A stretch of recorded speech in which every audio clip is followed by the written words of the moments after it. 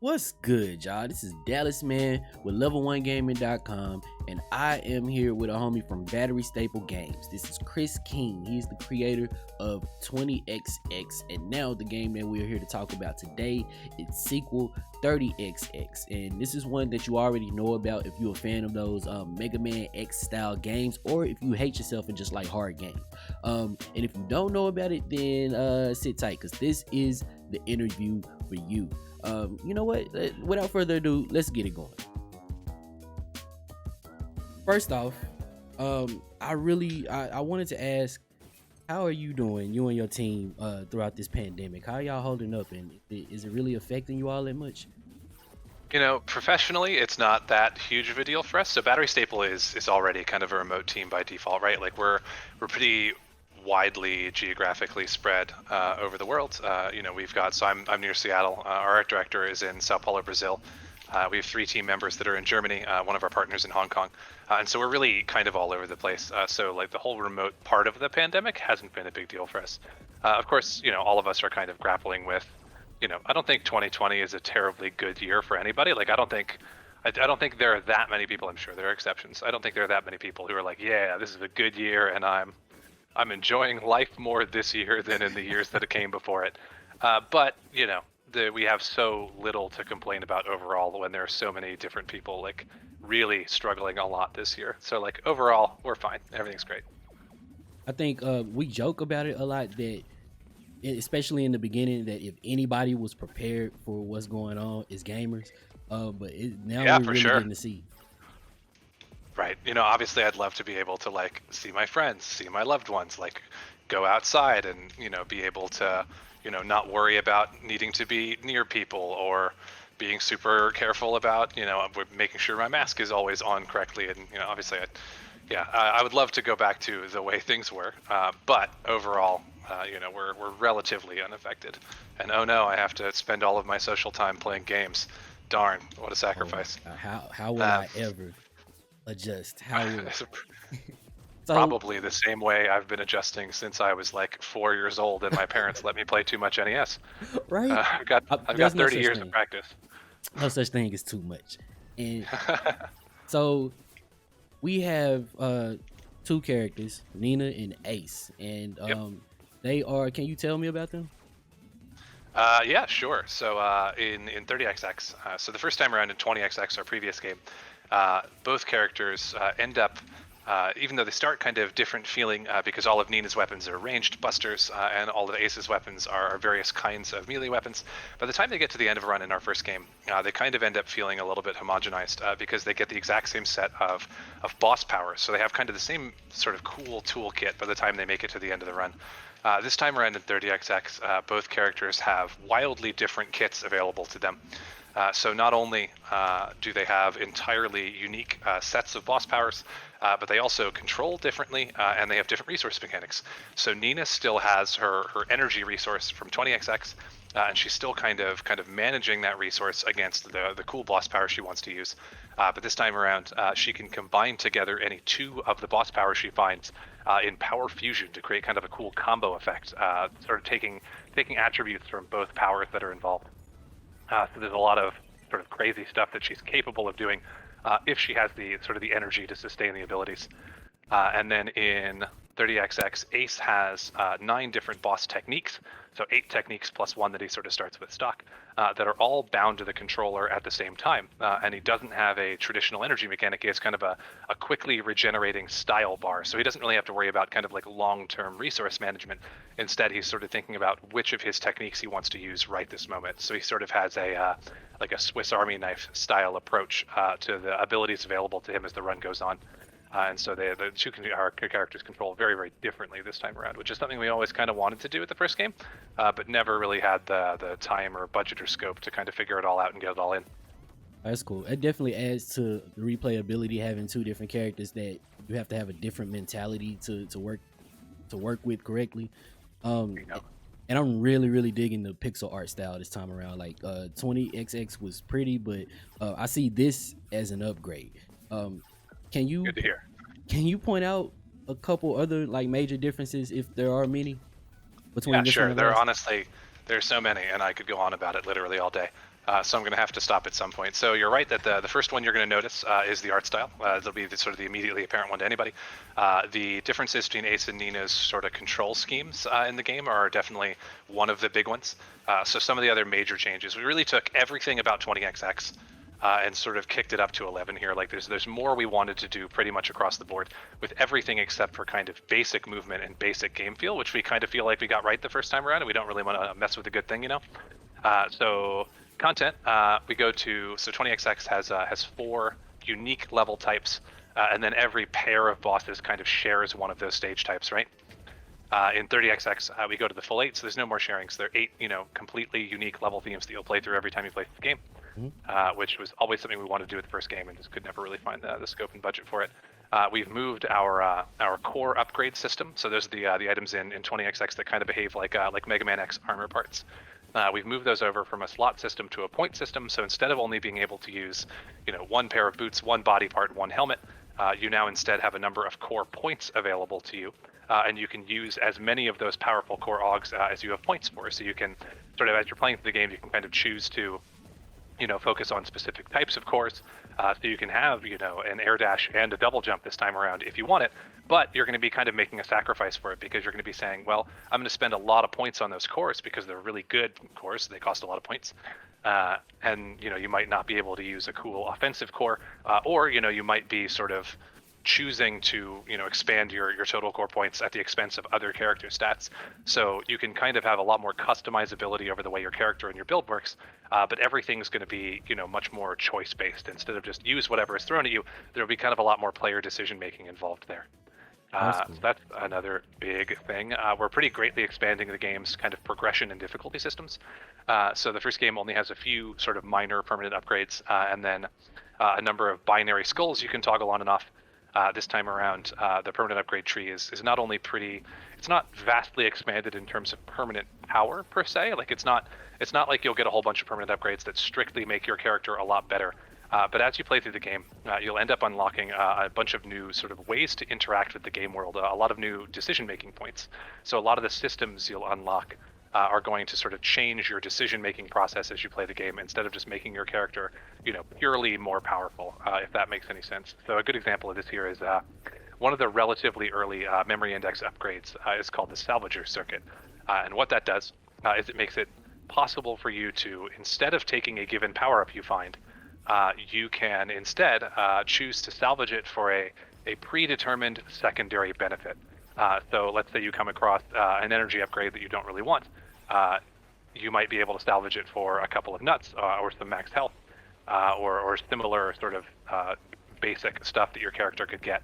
And so every time you come across a power-up that the entire run, you're going to be kind of asking, do I want the basic benefit this power-up is offering, or do I want it for its salvager bonus? So it's a choice you have. Or not, it's still useful. Correct. So even if you come across a power-up you don't want at all, it's still got a secondary use for you. And sometimes you're going to come across power-ups where you really do want their effect, but also the salvage benefit is really useful to you right now. So you kind of have a hard decision of which way to go with it. That's kind of the design space there. That's what we're going for. And so a lot of the permanent upgrades like that are more about giving the player more flexibility and freedom with how they interact with the game world from run to run, instead of just being about, well, your character is 3 points better now. Yeah.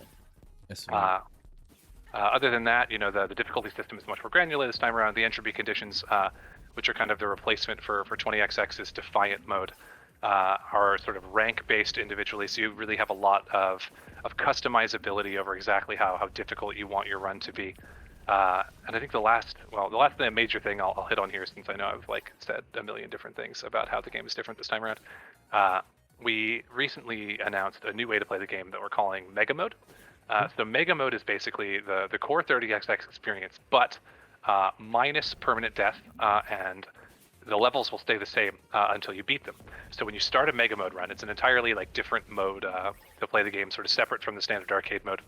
And when you start a Mega Mode run, the game is going to generate all of the levels up front, the entire game, all of the content up front. And then you're going to be able to choose the levels in whatever order you want to finish them in. And every time you die, instead of losing your entire run, you're just going to be bounced back to HQ, which is kind of like our stage select here. And you can either try the same level again, you can try a different level, to see if maybe you can if basically what we're trying to say is you can either try the same stage again if you think like, oh, this level's I totally can do doable for better. me. I can definitely do this. Or Yeah. maybe the level's kind of out of scope and you're like, gosh, that was really hard. I'm going to try something different here. And so you can try a different stage first, and you might be able to buy some upgrades in the Mega Mode shop in between levels as well. With you being so early on in development, how much of this is subject to change? A decent amount, honestly. So we really kind of rely on the feedback from our early access community. So we're not in early access yet, but we're hoping to be pretty early next year, sometime early next year. That is, we don't have an exact release date yet, but we really rely on community feedback to kind of drive our backlog planning and our decision making on the game. We want to know what's working for players. We want to know what they're enjoying, what they're not. We want to know, what parts of the experience might be sort of dampening their fun, and what sort of things could we add that would really, brighten their day. And so until we get there, we're happy to say pretty much everything is super subject to change. Okay. What's sort of some of the most beneficial pieces of feedback that you receive? This is a really good question. We think about this every so often. So really, in early access for 20XX, something like half of our design decisions we ended up making in one fashion or another came from our early access community. A really major one is, so we were in early access with 20XX for a very long time, right? It was slightly over 2.5 years. This is an interesting set of spikes. Whoa. So just over 2.5 years. And somewhere in that period, about a year in, we made the transition from we sort of had been treating our game as, this is an alpha, buy it in early access, and we'll sort of, shape the game as we go. And we made the call to have a big content patch and go into beta in, I think it was September of 2015. And right before we did that, the two sort of major things we were shipping were a couple of new modes. So that's when we introduced the boss rush mode and the seed racer mode, where you can sort of set the game's RNG seed, so you can like share level sets with a friend or like race people on stream, things like that. And we also shared some new character models. And we did all of this. Oh my gosh, I'm getting housed here. So we did all of this immediately before PAX West the same year. So we were kind of also showing the new character models off at PAX West. And we made the decision to show off the new character models a couple weeks early. Basically, we were going into beta on September 15th, and we wanted to give the community kind of a week or two to mess around with them and see the new modes before all of it went live and before we made the big announcement. And we ended up getting the most negative response from those new character models to literally anything we've ever done with the game. Oh. It was just a massive 100 post thread on our Steam community about how like people disliked them to the point where like they like didn't even want to play the game anymore, kind of thing, which was wild to us. And we sort of sat down and said, okay, is this working? What do we need to do here? And we ultimately decided to sort of, with just a little bit of time before beta, recapture. Basically, we made new character models that sort of took into account some of the technical lessons we'd learned from making the ones that the fans weren't super big fans of. And basically said, yep, okay, we know that this is not working. Here's what we're going to do to fix it. Had a very transparent process with the game's community and said, here's what we're doing. Here's kind of where we are. Let's see, how do you guys feel about all of this? And sort of really openly redeveloped them with just a couple of days before that beta release. And that ended up going really well for us. And that beta push was kind of the spark that kind of gave the game the momentum it needed to sort of be successful. And there's a really good chance that if we hadn't done that, if we hadn't ever done the like, let's show our fans this stuff we're working on 2 weeks early, or if when our fans said we don't really like this, if we hadn't changed it, there's a really good chance that the kind of momentum boost we got from that never would have happened in the first place. And so there's a very good chance that without both of those things happening, that the 20XX stream maybe dies right there, and we never really get kind of that kickoff spark. So those were definitely like very, very high value pieces of fan feedback for us. So like, yeah, that constructive criticism seems to be a really important part of development. I mean, Critical part, yeah. but you did say like some people were like, oh, I'm just not playing the game if you go on this way. I mean, you put a lot of work into it. Does it ever just kind of feel like a kick in the nuts? I know you have to be our professional and stuff, but yeah, I mean, that's really well put. There's definitely, yeah, absolutely. There's always like a visceral level of, damn it, I wish the people we're making this game for liked the work we're doing. But at the end of the day, it's you kind of have to cast ego aside to succeed. Um, I can't tell you how much good feedback we've gotten from people who, were initially like very rude or like kind of shitty, pardon my language, in the way they choose to express themselves. Um, so I kind of gave a talk about this last year at GDC when we could all be like physical humans in a physical space, which I obviously dearly miss. Basically about how to sort of interact with your early access community, and just a couple of tips from my time making 20xx that I thought were really valuable to me. And one of them on that list is sort of always hear feedback from people in kind of an emotion agnostic way. So anytime you get feedback from fans, first basically strip whatever kind of emotion is in their words. So if these are fans that are normally huge fans of yours that are saying super lovely things, don't count their feedback anymore. And if they're calling you an asshole while they do it, don't count them any less. Because you never know when somebody, almost everybody who is saying that kind of stuff or who is angry when they post on your Steam forum or in your Discord, almost everybody who's doing that is angry because they care, and because something has gone kind of wrong with their experience, and they're obviously not handling it in a mature way. Like, the people who are reacting that way obviously don't deserve to be rewarded for their behavior, but it's not about rewarding them, right? It's about doing what's best for the game. It's about doing what you need to do to sort of get the best feedback possible for your design process. And so it's important to me to kind of ignore the way that somebody is saying something. Obviously, if there's like, if somebody chooses to express themselves using like racism, homophobia, transphobia, like any kind of like really offensive speech, then yeah, they just get banned and that's that. Yeah. But if they're, saying you developers are pieces of shit, you guys are assholes, blah, blah, blah, blah, I don't personally care a whole lot about that. But yeah, there's kind of a visceral level of, nobody likes to be, talked shit out on the internet. Like, obviously everybody dislikes that. But for me personally, as a designer, being able to kind of take that feedback into account anyway, even though I don't like the way it's being said, has been, I'm not going to say it's for everybody. It's obviously not, but it's worked well for me. Awesome. But here's the thing, though. You're not slick. I know what you're doing. See, you taking it all in stride now, but I know you secretly hate your fans and you show it in the difficulty of the game. I can tell. And on the side of that, people like me who are still in the process of getting good, people like me who suck, get those little messages like it's bad and you should feel bad. I see that. I see what you're doing. I got called a robot piece of trash or something earlier.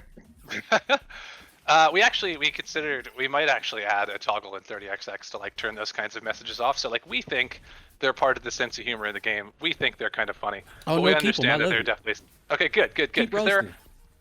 there are some fans who see that kind of thing and literally like it really does get under their skin and like hampers their experience. And like that's obviously not what we're going for. It's in the game because we think it's kind of funny, but we know there are some fans who are not big fans of that kind of thing. Low key, that's what they get for being mean in the comments. So, You said it. You said it, not me. talking about the difficulty, do you have any tips for me to not get murdered? Honestly, other than getting good, we talked a little bit about Mega Mode earlier, and part of the reason we're adding it is because we do kind of see a need for kind of a more accessible way to sort of breach the game's difficulty and to sort of get into it for the first time. And so, when we actually release this thing in early access, wow, kinetic converter for only 7 money, sure, why not? I think that'll be a big part of our kind of like new player onboarding process, or like early player onboarding process, sort of learning Mega Mode, getting sort of a hang of each level without getting chotched. But sometimes you just got to learn by getting chotched a couple of times, and that's sense. life. Yeah, that was my experience with it. I kind of had to get whipped a few times, and Yep. the more I played, the better I got. Bingo, I'm bingo, still bingo. not nearly the level of what I'm looking at right now. Well, I've been playing this game and the previous game and games inspired by it for literally thousands of hours in the last couple of years. So I would hope I'm at least decent. So on the subject of feedback and adjusting your game according to it, was there ever anything that you see and you just kind of hold your ground on, like, no, we can't change this for you? Yeah, honestly, I don't. I don't know that I really remember any off the top of my head, but these kinds of things are pretty common, really, right? Like so I believe in, when a number of players are asking about a given issue in the game, and I don't agree and I don't intend to change it. If it's just one person asking now and again, I might not directly address it. But if it's a group of fans, I'll always sort of explain, like, here's where we are, and I don't really see us changing from it, and here's why. And that reason could be a number of things, right? Like, so it could be that a suggestion is really good, but we don't have the time or the budget to deal with it, right? Like, it might just be out of scope for us, or it might sort of disagree with my vision for the game, and I'll say, like, look, I don't. I think this could be cool in certain contexts, but we're probably not going to do it here, and here's why. And I'll sort of explain what part of my vision it kind of rubs up against, or like what kind of the reason I don't want to deal with it is. And that usually goes. It's almost always positively received. Like, nobody ever sees that and gets angry about it, right? Like, I don't think I've ever had that experience.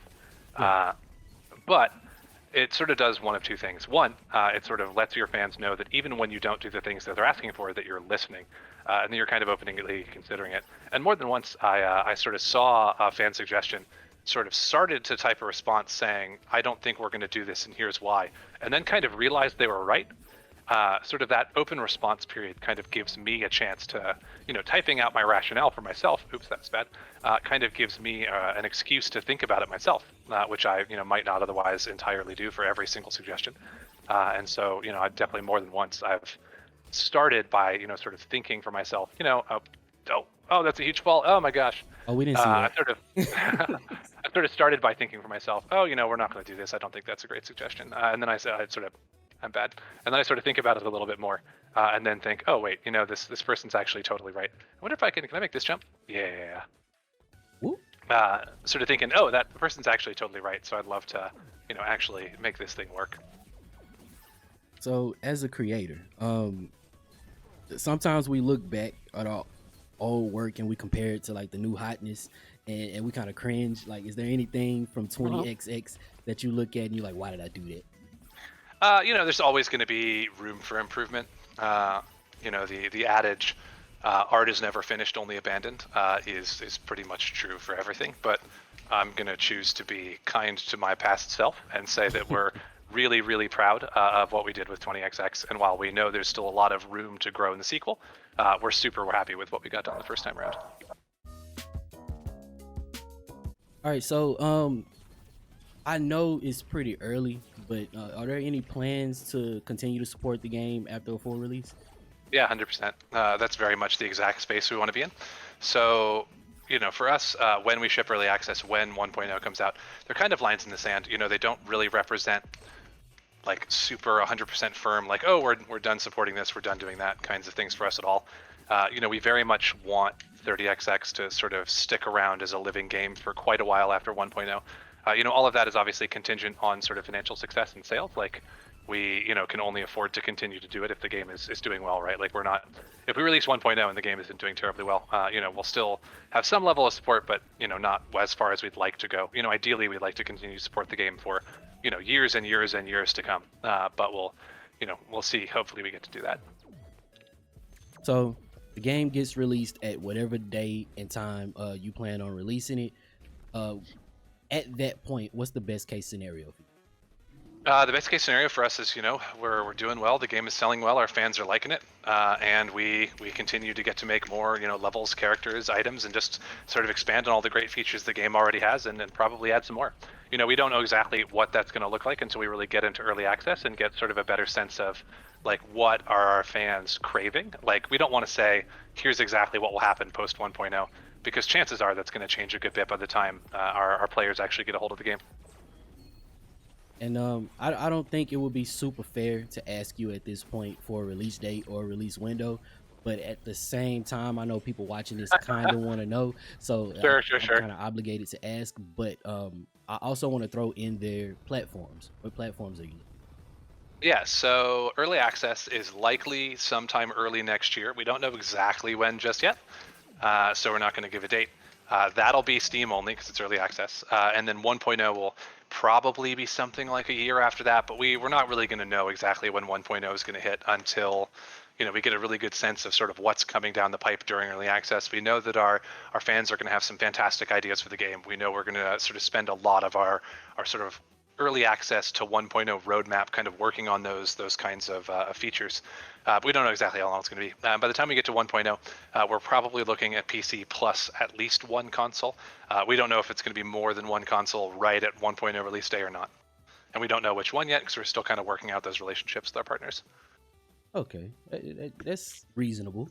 That being said, anybody that's interested, anybody that wants to follow the game, anybody that wants to keep track of your progress, where do they find you? Oh yeah, thank you for asking that question because I always forget. So the biggest way is to sort of keep tabs on the game and always know kind of what we're up to. You can follow me on Twitter at batterystaple_G. That's _G because I'm really bad at social. You can hop into the Discord at discord.gg/20xx. The 20xx server shares with the 30xx server because there's obviously like a lot of overlap between the people who are fans of both games. We can only have one vanity link, so it's discord.gg/20xx. You can follow and wishlist the game on Steam so you get notified as soon as we hit early access. We're also going to be doing a closed alpha probably later this year, so if you want to be part of that, following us on Twitter and being part of the Discord are definitely the best ways to do that.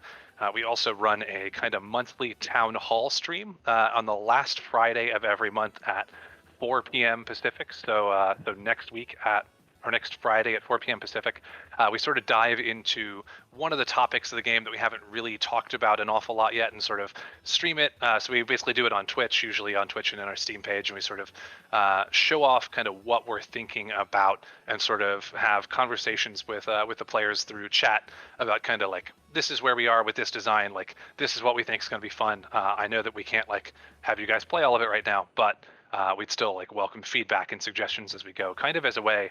It's a two-way street for us. On one hand, we love being able to show the players what we're working on early, so they can get sort of a sense of where we're at as we go. But for us, we also kind of want that really early feedback. It's kind of a way for us to continue to get the benefits of being in early access before we actually get there. So we're sort of recognizing how important the dialogue with our community is, and we're sort of roping them in even a little bit earlier in the process than early access, because we know that the early access process for 30xx is definitely going to be shorter than the one for 20xx, because there's no way we're going to be in early access for 2.5 years. I say that, and now that I've said that, I just jinxed myself, I think. Yeah, that's you have to stick to it. Yeah, you made a promise, you got to keep it. Either way, I want to thank you, man, for taking the time to talk to me. Yeah, of course. It's a pleasure. Definitely going to be on the lookout for 30xx. And anybody watching this right now, thank you. Make sure you follow us on all the socials. That's for us at Level 1 Gaming, Twitch, Instagram, and Twitter.